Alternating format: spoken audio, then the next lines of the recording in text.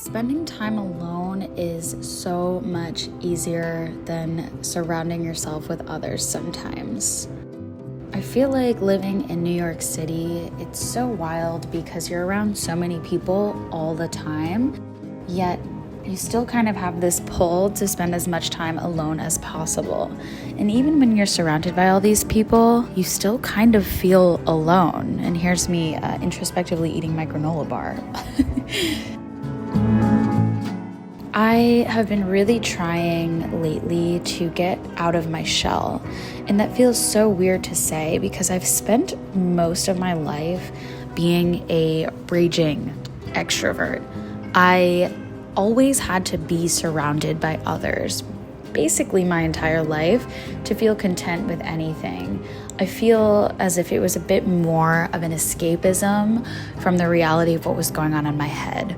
And now that all of that is a bit more sorted, I find myself isolating to just be in my head.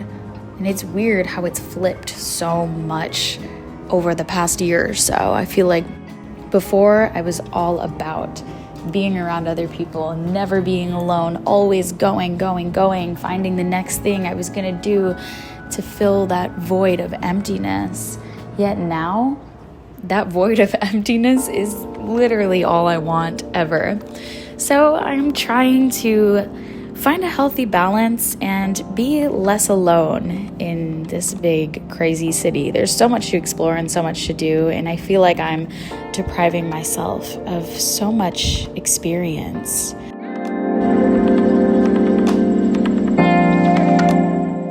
So that's what I kind of did in this video. I spent a lot of time with my youngest sibling, Sid. We did so many fun things this day, and Sid just moved into FIT. So it's really great to be able to spend time with someone that you grew up with in a whole new way. Journaling is such a great way for me to get my thoughts out and then move on. I feel like when I journal, I can, do what I need to do and spend my time alone and then close the book and become reconnected with the world. So I've been trying to journal a lot more for that sake.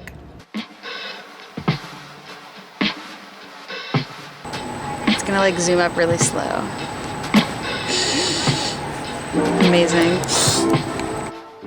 I have been experiencing extremely high levels of anxiety when it comes to leaving my house or meeting up with others or spending time with friends. And I found that that's rooted in so many layers of different traumatic experiences with friends in the past.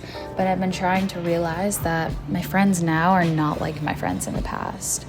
My friends now are supportive, they listen to me, they understand me, they respect me and my space, and they also respect my vulnerability, which is such a beautiful thing that's weirdly hard to come by in a lot of friendships.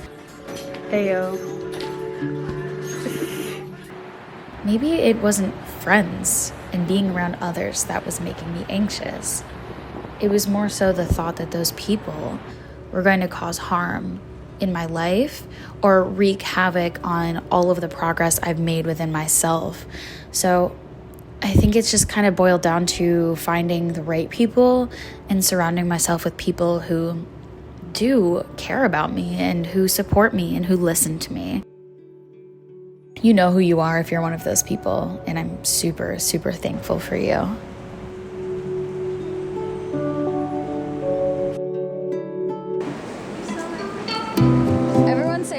I spent this Friday night surrounded by so many friends, new and old, and had such a beautiful time. I haven't seen all of my friends in one group setting in a few weeks, maybe even a few months, because we've all been so busy with our lives and with work and school starting again and summer classes and traveling and seeing family. And friends can kind of get put on the back burner a lot. And now that I have a really great network of people, it kind of makes me sad that I don't get to see them all the time. I actually find myself now missing my friends a lot more. And the thought of being around friends doesn't make me anxious and sick to my stomach. It actually feels exciting and feels like something I really want to do. So the big question, how did I get to the point of actually wanting to be around others? In Clyde fashion. Cheers. I think I got bored of being around just myself. I think I realized how much nothingness can come from the echo chamber of your own head. And so I started branching out with my friends. I started talking about things I never talked about before, being more open, more understanding, a better listener, a better reflective listener. And I found that my experiences with my friends were much more enjoyable that way. That's it. This is your sign to get out and hang out with your friends today, because you don't have to be alone. Life can be great if you just let other people in. Thanks for watching.